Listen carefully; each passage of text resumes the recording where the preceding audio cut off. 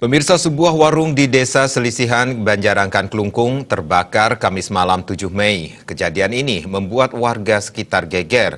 Apalagi pemilik warung, Iwayan Masre, sama sekali tak menyadari warung yang nempel dengan rumahnya terbakar. Lantaran saat itu dia sedang asyik menonton televisi bersama istrinya di lantai 1 sekitar pukul 20.00 waktu Indonesia Tengah.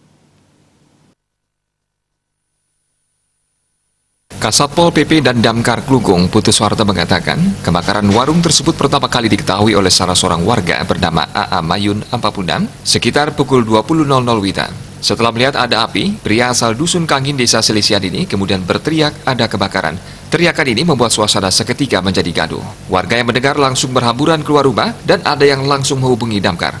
Putu Suharto menyatakan pihaknya menurunkan 3 armada dan 10 personil untuk memadamkan api. Dengan dibantu warga, api baru dapat dipadamkan sekitar 20-30 WITA. Bangunan warung beserta isinya ludes terbakar, termasuk beberapa gas LPG yang membuat api dengan cepat membakar warung. Meski tak ada korban jiwa dalam peristiwa tersebut, kerugian diperkirakan mencapai 200 juta rupiah. Pihak kepolisian juga masih menyelidiki penyebab kebakaran. Menurut informasi, kata pihak kepolisian, kebakaran tersebut diperkirakan disebabkan oleh dupa yang terjatuh lalu membakar kertas yang ada di warung. Wartawan Denpos melaporkan.